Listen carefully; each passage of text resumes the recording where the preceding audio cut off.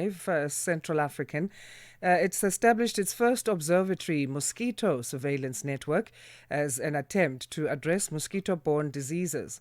Africa carries the highest burden of mosquito-borne diseases in the world. Wits University in South Africa and its researchers have partnered in the observatory called Vector Grid Africa, which has launched in 5 countries, namely Tanzania, Kenya, Mozambique, South Africa, and Madagascar. Wits scientists, Professors Lizette Koekemoer and Mariki Venter, will lead the South African part of the project. To talk to us further on this, we joined on the line by Professor Lizette Koekemoer, who is the research professor at the Wits Research Institute for Malaria. Professor Koekemoer, thank you for joining us. How are you this Wednesday? Thank you. Morning, Asanda, and thank you for welcoming us to speak about something that we love to do. Awesome. So thank you for that. Our pleasure. Let's first unpack this first observatory mosquito surveillance network. It's the first in Africa, and how it's going to function. So this is very exciting because people and countries tend to work in silos. We tend to think that malaria is only a problem in this country or this province. And this observatory is a very nice collaborative group effort between all these countries to engage with each other, collect the data, share that so that coherently we can make decisions to support public health at the end of the day. So mosquitoes, of course, don't just stay within South Africa or Kenya. They tend to fly between our neighboring countries and they get a ride on a taxi, bus and truck. So there's lots of migration between not only people, but also our mosquito population that goes up and down in this continent. And I think these type of observatories will make answering questions, dealing with disease and preventing disease a lot easier at the end of the day. How was the initiative funded and over what time period was it developed? So the project ran for a total of 5 years, and each country will sort of manage within their own country because they know their country, they know what works, they know the mosquitoes there, and then share this data in between all of us. So a PI, which is the principal investigator, is based in Glasgow University. And it's nice because they then put all these key stakeholders and expertise together. So they got us all together so that we can start talking to each other.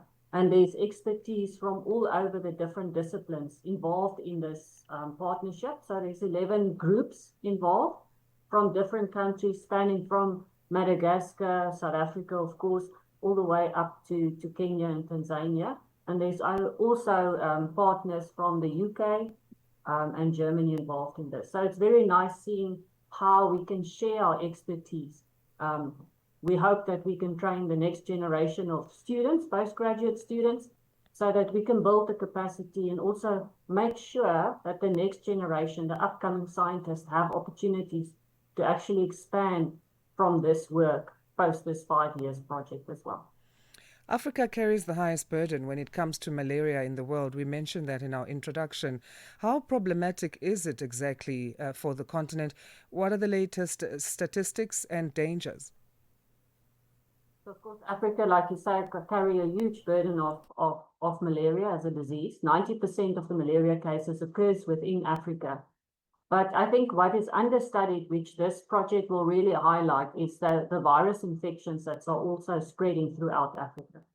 People are focused very much only on malaria because of the burden of disease, but there's also other viruses like dengue, chikungunya, there's Zika, all of those other viruses also within the African continent, but they're not necessarily studied. And this project is unique because it's got a One Health approach.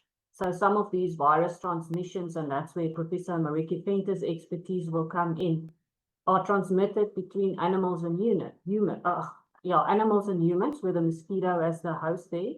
And this approach, combining it with malaria, allows for public health resources that are most of the time very scarce to be extended so that we cover more diseases and do another level of complexity within disease transmission that we can do with one approach, not working in silos as well. As you speak of transmission, environmental conditions pose a factor as well when it comes to the spread and control of malaria. Is there anything that can be done about this? I think we know very little. We know that mosquitoes are adaptable. They've survived as long as us as humans. And we know that the human and the environmental change the whole time. Humans go into agriculture, we add additional breeding sites, for instance, for mosquitoes. And I think if we understand the human behavior, it will allow us to prevent transmission. If you know where you are exposed to mosquitoes, where they like to feed, where they like to rest, what they like to feed on, if it's age related, and all of that type of information can provide extra evidence for the vector control programs to prevent people being exposed to these diseases. For instance, switching on a light, you might attract more mosquitoes. And these are different mosquitoes spreading than those spreading malaria. So it will be a very unique opportunity to put all this information together in one single database. Mm. What will Wits University's role be at the Vector Grid Africa Observatory? Will the observatory be locally or regionally managed? So the observatory will be managed within Glasgow University and Ifakara Health Institute in Tanzania. But all the countries will also house their own data so that they keep ownership of their data, but share that as well.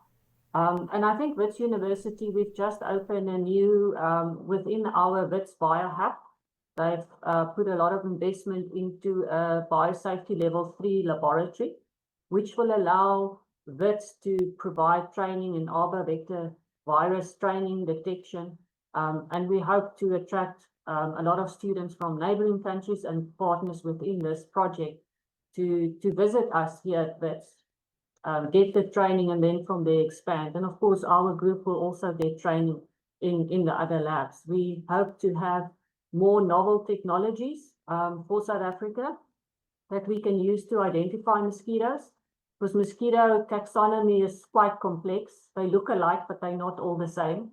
And I think these new technologies will allow us to do accurate identification of the species of mosquitoes, because not all mosquitoes transmit disease.